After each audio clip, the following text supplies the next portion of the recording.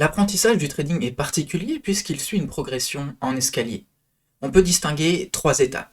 La première est l'étape de croisière, c'est l'étape où on passe le plus de temps, on trade normalement. Puis vient l'étape du doute, déclenchée généralement par une mauvaise journée ou une mauvaise semaine où l'on a eu l'impression de se faire balader par le marché. On était dans le mauvais sens, on a essayé de venger ses pertes et on n'a fait que de les aggraver. On a manqué de lucidité et parfois on a même tilté. C'est une période souffrante où l'on ressent beaucoup d'injustice. Pourquoi est-ce que désormais tout se passe mal alors que durant la période de croisière, on avait l'impression que notre méthode fonctionnait? Vient alors une période de doute où l'on va se dévaloriser, se dire qu'on est nul, qu'on n'est pas fait pour le trading.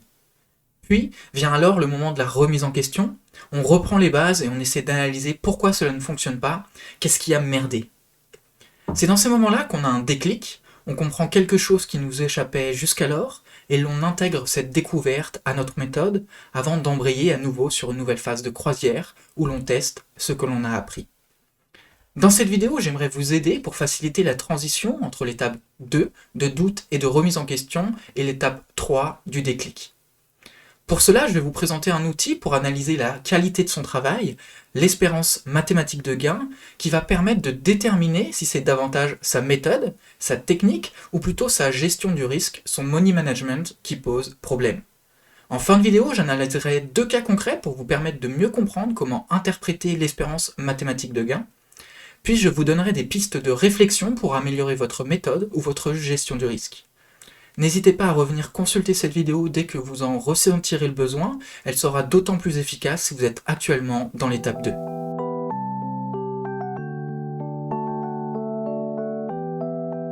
L'espérance mathématique de gain est une équation simple qui permet de représenter la rentabilité de son trading.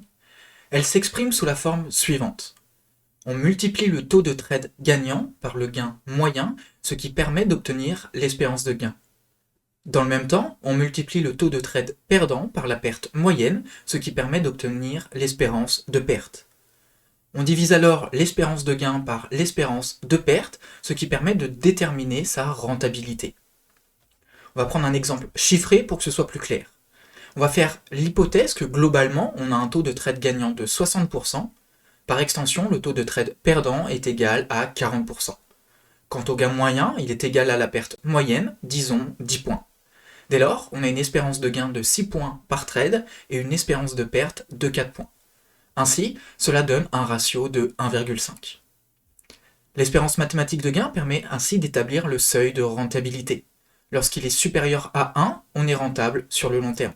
Lorsqu'il est égal à 1, on est neutre, c'est-à-dire que l'on ne gagne pas d'argent, mais dans le même temps, on n'en perd pas non plus.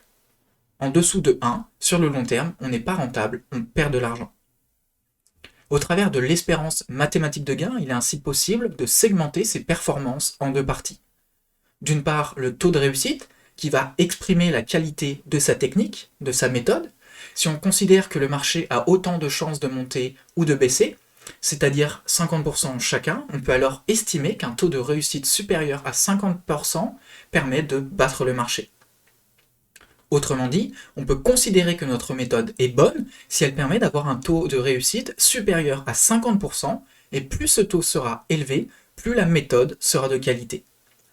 Toutefois, il existe un plafond et aucune méthode ne permet d'atteindre un taux de 100%. Ainsi, un objectif d'amélioration atteignable serait un taux de réussite entre 60 et 70%. D'autre part, le ratio entre le gain moyen et la perte moyenne va traduire le ratio récompense-risque. Cela va ainsi indiquer la qualité de sa gestion du risque. Si le ratio est inférieur à 1, la gestion du risque est mauvaise, on perd de l'argent. Si le ratio est égal à 1, la gestion du risque est à améliorer. Cela signifie qu'il faut chercher à laisser courir davantage ses gains et à réduire ses pertes. Il est néanmoins nécessaire de faire une analyse en profondeur pour déterminer si c'est la gestion des pertes ou des gains qui pose problème. Au-delà de 2, la gestion du risque est bonne et soutenable sur le long terme. Enfin, au-delà de 3, la gestion du risque est excellente et c'est ce qu'il faut viser. Ok, je commence à comprendre comment utiliser l'espérance mathématique de gain, mais cela reste théorique. Il y a un moyen de voir concrètement comment s'en servir?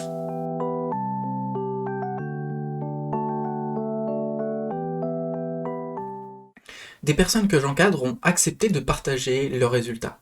On va ainsi pouvoir s'en servir pour mettre en lien avec des exemples concrets. Ici, on peut voir que le taux de réussite de 56% est légèrement meilleur que le marché. La technique est donc bonne, mais encore largement améliorable. Pour ce qui est du ratio gain sur perte, il est de 0,95, proche de l'équilibre. Si on s'intéresse au gain moyen, il est de 3,2 euros par trade, tandis que la perte moyenne est de 4,4 euros. À première vue, les pertes semblent donc bien muselées. Toutefois, le gain moyen reste très faible. Dès lors, a priori, c'est avant tout la capacité à laisser courir ses gains, et donc la gestion du gain en lui-même, qui semble faire défaut et qui permettrait de franchir le cap de la rentabilité. Néanmoins, il est également nécessaire de faire une analyse plus poussée pour déterminer si ces gains faibles viennent de la difficulté à laisser courir ces gains ou si les entrées se font tardivement et donc à la fin d'un mouvement, signifiant un faible potentiel de gain. Sur ce second exemple, à première vue, le taux de réussite est bon puisque très largement au-dessus des 50%. Dans le même temps, on peut voir que la perte moyenne est 3 fois supérieure au gain moyen et la perte max est 2 fois supérieure au gain max. Dès lors, le taux de réussite qui semble très bon est trompeur, puisqu'a priori les trades sont coupés très vite dans le vert, tandis que les pertes tendent à être coupées tardivement. Cette fois encore, la gestion du gain pourrait être améliorée, mais c'est surtout la gestion de la perte qui semble être la priorité pour franchir un cap. Ok, je vois. Donc en fait, avec l'interprétation de l'espérance mathématique de gain, il est possible d'analyser ce qui pose avant tout problème entre la méthode, liée au taux de réussite, ou la gestion du risque avec la gestion du gain et de la perte. Mais comment faire dans ce cas pour améliorer ces deux variables ?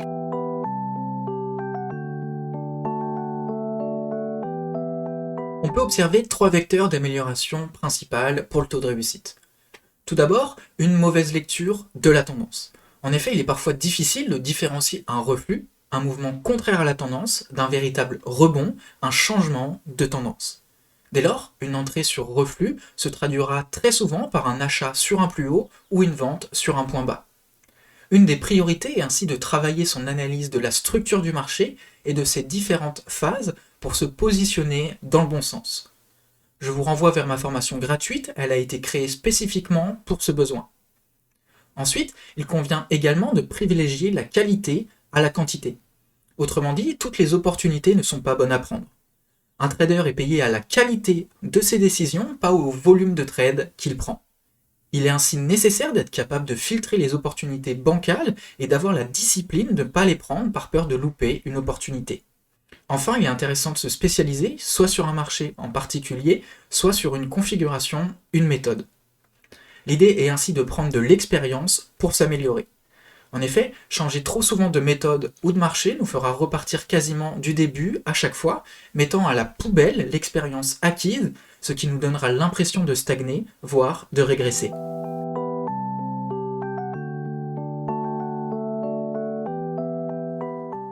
On peut noter 3 raisons principales à une mauvaise gestion du risque. D'une part, le fait de couper trop rapidement ses gains. Il est nécessaire de laisser une chance à un trade qui part bien et d'essayer de surfer le plus longtemps possible la vague que nous offre le marché. D'autre part, au contraire, le fait de laisser courir sa perte, on parle alors de mode espoir. Lorsqu'une perte devient trop importante, cela a tendance à nous paralyser et l'on commence alors à se raconter des histoires dans la tête en espérant que le marché se retourne. Il est essentiel de couper rapidement ses pertes afin qu'elles ne deviennent pas trop importantes et trop douloureuses à couper. Gardez à l'esprit qu'il est préférable de se couper un doigt qu'un bras. Enfin, très souvent on a tendance à devenir cupide quand un trade part bien et en vouloir toujours plus. C'est pourquoi il peut être intéressant d'un minima déplacer son stop loss au niveau du point d'entrée pour sécuriser sa position et finir flat, neutre. C'est une faute professionnelle de laisser un trade gagnant taper son stop loss et devenir une perte. En faisant l'analyse des cas concrets, on pouvait voir qu'il était nécessaire de faire une analyse plus poussée ensuite. Cela veut dire que cet outil n'est pas parfait ?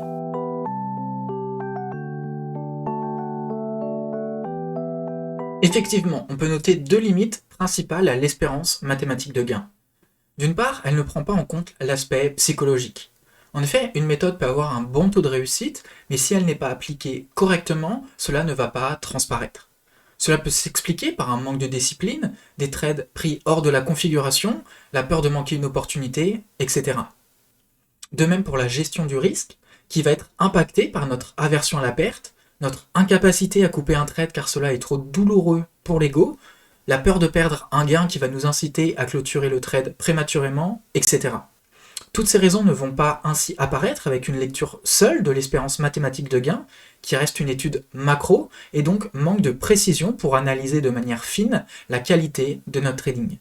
Néanmoins, elle a le mérite de segmenter les variables importantes et d'apporter un éclairage intéressant sur les priorités. Bien entendu, il va être nécessaire d'effectuer une analyse micro en complément pour étudier les raisons qui peuvent expliquer pourquoi nous sommes perdants. L'idée étant ainsi de dresser des hypothèses au travers l'interprétation de l'espérance mathématique de gain, puis de les valider ou de les infirmer en étudiant plus en détail nos trades. J'ai essayé de rester concis, donc je n'ai pas pris la peine de développer, notamment sur la dernière partie de la vidéo, l'idée étant simplement de fournir des pistes de réflexion. Ainsi, si vous souhaitez que j'aille plus loin sur un sujet en particulier, n'hésitez pas à me le faire savoir en commentaire.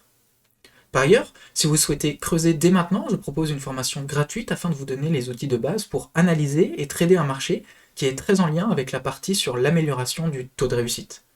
Également, j'ai créé un canal Telegram où je partage des capsules techniques et où j'explique en détail mes trades et leur gestion. Cela peut ainsi vous aider sur la partie sur la gestion du risque.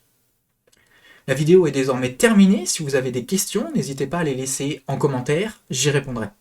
Si cette vidéo vous a apporté de la valeur, je vous invite à laisser un pouce bleu et à vous abonner pour ne pas rater les prochaines. Sur ce, prenez soin de vous et à la prochaine.